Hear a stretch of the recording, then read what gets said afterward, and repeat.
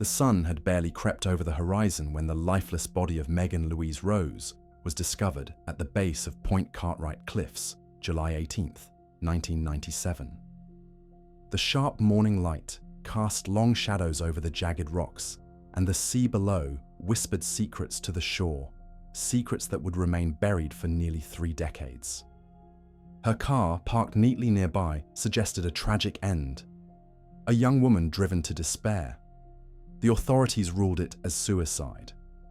Megan Louise Rose was a 25-year-old dedicated nursing assistant specializing in disability and aged care.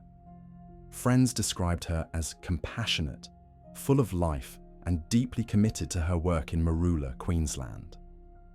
Megan resided at Unit 3 of 51 Keith Royal Drive, Mooroola, with her de facto partner, then 45-year-old Keith Lees and his young son. Megan was reported to have left the unit in her vehicle at approximately 8 p.m. on July 17, 1997, a day before the unfortunate discovery. Police initially believed she had taken her own life due to a high blood alcohol concentration, but her family never believed it. They insisted Megan wasn't the kind of person to take her own life. And as the years ticked by, the cracks in that ruling grew impossible to ignore. In 2009, the Queensland Police reopened Megan's case, suspecting there was more to her death than met the eye. New evidence surfaced, evidence that cast doubt on the original suicide ruling. Investigators discovered that Lees had allegedly taken out a life insurance policy in Megan's name shortly after her death. Combined with inconsistencies in the initial forensic reports, the case was reclassified as suspicious. Then, in 2022, there was a fresh investigation by cold case detectives.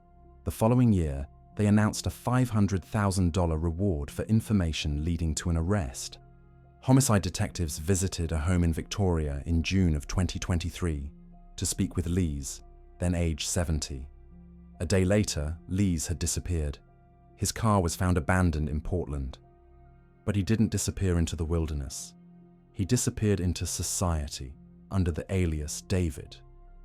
Lees crisscrossed Australia, slipping through the cracks of the system with falsified documents, a driver's license, and a pensioner card. He collected government welfare and enjoyed the comforts of subsidized housing. Even religious groups, unaware of the man's dark past, offered him shelter and support. Lees evaded justice, but he couldn't run forever. In July of 2023, police issued an arrest warrant. He was spotted on CCTV around Victoria. Authorities believed he may have been seeking casual work in the farming and fruit-picking industries. The public was warned not to approach him. While on the run, members of Lees's family publicly appealed for him to turn himself in, expressing concern for both his well-being and the need for justice for Rose's family. Thanks to the police's public outreach, someone listening to a true crime podcast recognized David as Keith Lees. One anonymous tip, and just like that, the man who had eluded authorities for decades was finally within reach. After 18 months of evading authorities, Lees was arrested at a property on Kinthurst Road in Durrell, New South Wales, on January 2, 2024. During his arrest, he allegedly assaulted a police officer, biting them. A final, desperate act of defiance from a man who had spent years avoiding accountability. In New South Wales, Lees faced charges related to identity fraud and assault. These charges were later withdrawn to facilitate his extradition back to Queensland. Following his extradition, Lees appeared in court where he faced charges for the alleged murder of Megan Louise Rose. His case is expected to continue through the legal system as authorities seek justice for the long unsolved crime. Queensland Police's reward offer of $500,000 is still standing, so if someone has more information regarding this case, please inform the authorities.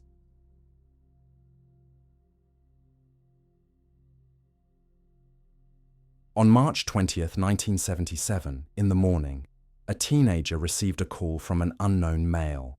Later that day, Dawn told her mother she was going to meet friends at a shopping centre. but she never returned home. Dawn Mamoru was a sophomore at McKinley High School in Honolulu, Hawaii. Described as a bright and kind-hearted teenager, she was well loved by her friends and family. When Dawn didn't return that night, friends and family drove around the school campus looking for her. It wasn't clear whether the teen, described by classmates as quiet and shy, ever made it to the shopping center. Dawn was reported missing. The following morning, her body was discovered on the second floor of the school's English building. The crime shocked the entire community. Police launched an extensive investigation, interviewing numerous individuals, including Dawn's classmates and acquaintances. Among those interviewed were brothers Gideon and William Castro, both former students of McKinley High School. At the time, neither was considered a suspect, and the case eventually went cold due to a lack of substantial leads. Investigators released sketches of a man in a car that two witnesses had described seeing near the English building the night Dawn went missing. Decades passed, and the memory of Dawn's tragic death lingered. In 2019, advancements in forensic technology prompted investigators to revisit the case. They re-examined evidence collected from the crime scene. Modern DNA testing methods enabled forensic experts to extract a partial genetic profile from the evidence in 2020.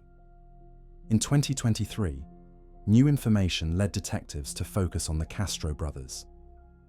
With assistance from the FBI and Homeland Security investigations, investigators located the brothers and their adult children. DNA samples collected from the children revealed that the unidentified male DNA from the crime scene was consistent with being the biological father of one of Gideon Castro's children. Further testing directly linked Gideon Castro to the crime scene evidence. In January of 2025, nearly 48 years after Dawn's murder, 66-year-old Gideon Castro was arrested at a nursing home in Utah and charged with second-degree murder. He is currently awaiting extradition to Honolulu. The arrest brought a mix of emotions to Dawn's surviving family members. They expressed relief that progress had finally been made, but also sorrow for the years of uncertainty and loss they endured. Detective Lieutenant Dina Toms of the Honolulu Police Department acknowledged the collaborative efforts that led to the arrest, stating, "I want to thank all the individuals and agencies that made today's arrest possible. Thank you for your dedication and commitment to the tireless pursuit of justice for Dawn and the Mamoru family." As the legal process unfolds, many questions remain. The motive behind the crime and the circumstances that led to it are still unclear. But as the case moves through the courts, more details may emerge, shedding light on the dark mystery that has haunted Honolulu for nearly half a century. She was young, beautiful, and a mother-to-be. She had dreams of building a better life for her son. But instead, her life ended in a rain-soaked parking lot. For decades, her killer hid in plain sight, thinking he got away with murder. But in 2025, science finally knocked on his door. This is the story of Donna Ogilvie, a young woman whose life was brutally taken in 1998, and the cold case breakthrough that finally brought her killer to justice. Donna Ogilvie was more than just a name in a case file. She was 24 years old, a young mother raising a 2-year-old son back in Vancouver. She had come to Toronto temporarily, hoping to earn enough money to eventually buy a house, a haven for her little boy. She was no stranger to the streets. Donna worked in the sex trade, and like so many others, she faced the dangers that came with it every night. But Donna was savvy. Her friends said she was one of the most street-smart women out there. She knew the risks, or at least she thought she did. In March of 1998, her trip was almost over. She was planning to fly home soon to reunite with her son. But she never made it. The morning of March 8th, 1998, was cold and damp in downtown Toronto. A passerby, cutting through a parking lot near Carlton and Jarvis Streets, noticed something unusual: the body of a young woman. It was Donna. She had been strangled to death. It was a scene that told investigators this wasn't just a robbery gone wrong. Homicide detectives quickly honed in on the obvious theory. Donna's killer was likely someone she got into a car with that night. Working the sex trade meant accepting rides from strangers. But Donna was careful. Her friend said she wouldn't just get into any car. This man either seemed harmless or he didn't give her a choice. Investigators canvassed the nearby streets, asking cab drivers, fellow sex workers and late-night regulars if anyone had seen Donna the night before. One detail stood out. She was wearing a long wolf fur coat and white spiked heels, an outfit no one would forget easily. But the streets were silent. No one could remember seeing her leave with anyone. Donna wasn't the first sex worker murdered in Toronto around that time. She was the fifth found dead since 1997. All the victims were strangled, all found in isolated areas. Police feared a serial predator was hunting the city's most vulnerable women, but unlike some of them, Donna's killer hadn't tried to hide her. He left her right out in the open, like a message to anyone who cared to look. From the very start, police had one vital clue: DNA. Donna's body had yielded a male DNA profile, preserved even though DNA technology was in its infancy at the time. It was entered into Canada's national database, but there were no hits. For years, that DNA sat in cold storage, waiting for science to catch up. Donna's murder rocked the sex worker community. A week after her death, over 100 people gathered at Allen Gardens for a candlelight vigil, holding signs with her name and demanding better protection for women like her. "Nobody deserves this," said the mother of another murdered woman. Donna's friend set up a trust fund for her son, hoping to give the little boy some kind of future, even if his mother's had been stolen. For years, investigators chased dead ends. At one point in May 1998, police arrested a man named Daniel Atkinson. He had been caught violently assaulting a sex worker near Jarvis Street, right near Donna's old corner. He strangled her just like Donna, but his DNA didn't match the profile from Donna's murder. He was a predator, but not her predator. For over 20 years, Donna's case sat unsolved, but never forgotten. As DNA technology evolved, so did the chance to finally catch her killer. In 2022, Toronto police turned to a revolutionary technique: genetic genealogy. The forensic lab Othram Inc. built an enhanced profile from the DNA recovered in 1998 and used genealogy databases to search for potential family matches. The search led them to a family in Newfoundland, and one man stood out. That man was Ronald Gordon Ackerman. In 1998, Ackerman was just 25 years old, working as a truck driver in Toronto. He was no criminal mastermind, just an ordinary face blending in with the crowd. After Donna's murder, Ackerman quietly left Toronto, eventually settling back in Newfoundland. He built a normal life, working oil jobs and living under the radar. But his DNA was waiting, and science finally caught up. On February 6, 2025, Ackerman was flying from Edmonton back to Newfoundland. When his plane touched down from a layover in Toronto, police were waiting at the gate. After 26 years, Donna's killer was finally in custody. He was charged with first-degree murder. The DNA match was airtight. Prosecutors will argue that Ackerman picked Donna up as a client, took her to the parking lot, and strangled her to death, either in a fit of rage or a premeditated attack. The DNA places him at the crime scene. There's no innocent explanation. The defense might question the use of genetic genealogy, but the science and the cold, hard match is clear. For Donna's family, and especially her son, there's no such thing as closure. But there's comfort in knowing that police never gave up and that science gave Donna back her voice.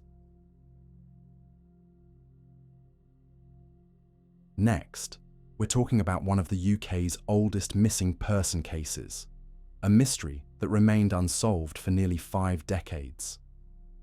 This is the disappearance of Sheila Fox from 1972. Sheila Fox was a bright, cheerful 16-year-old girl living in Coventry, England with her parents. Then, without warning, she disappeared, leaving no clues behind.